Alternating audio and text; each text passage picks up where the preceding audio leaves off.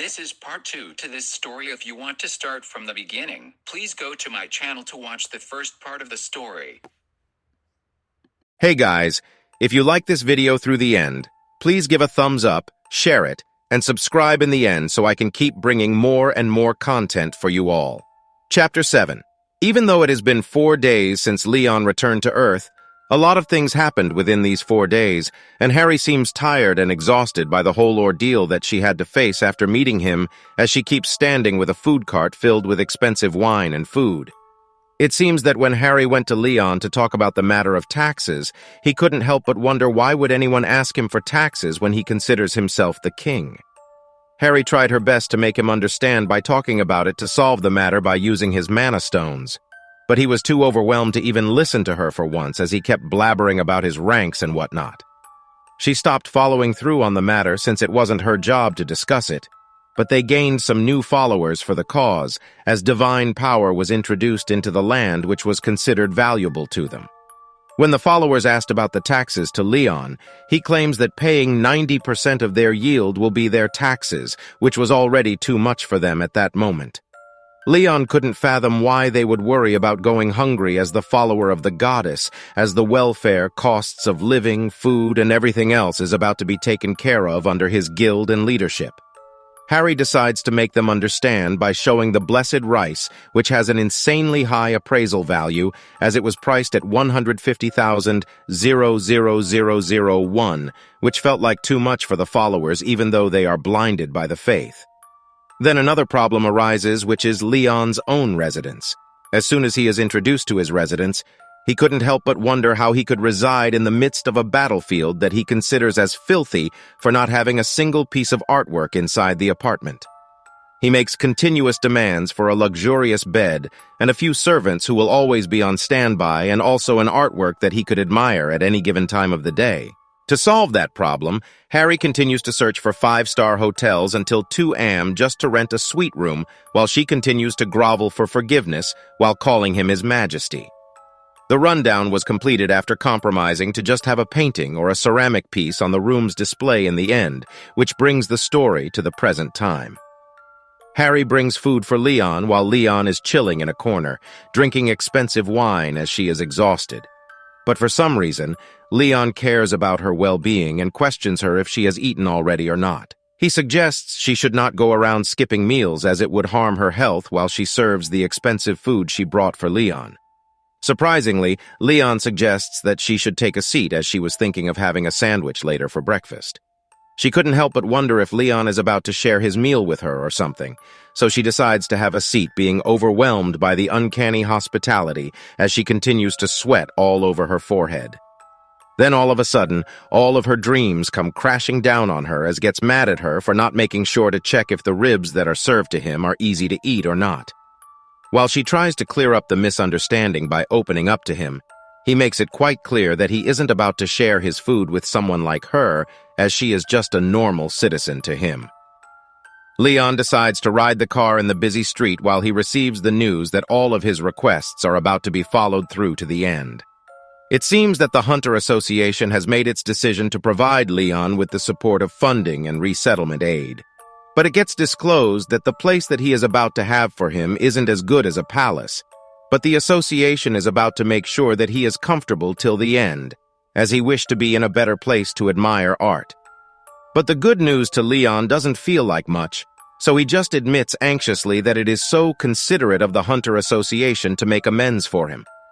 Leon decides to create a mockery by claiming that he couldn't ask for too much as a guest, and he is about to leave that matter to Harry, as she is the one who looks after him in the end. Then Harry brings up the question of distributing the loot to Leon while staring at him in the back seat, while he once again anxiously advises her to take care of it herself.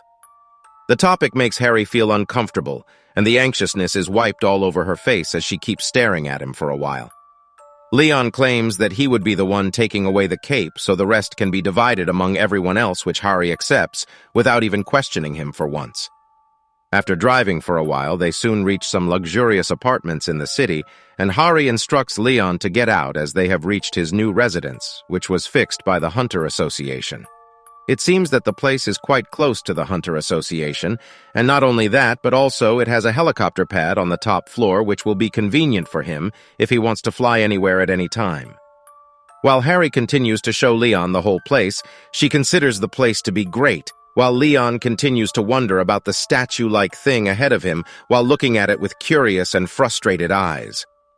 As Harry and Leon are about to enter the premise, both of them get greeted by some unknown figure, and it makes Harry double thinking about the whole setup, as the whole thing about Leon's residence would have been better off as a secret. Harry asks the man who he is, and he considers the whole thing a coincidence while introducing himself from the Dujung group. This man is none other than the director of Dujung's Food of the Future, Park Jong-chan.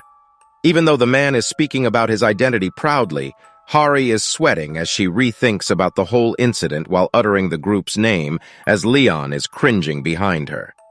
It seems that the Dujung group is one of the top 3 chaebol groups within the whole nation, and to think that the director of such a group is waiting for them feels like a dream to Harry.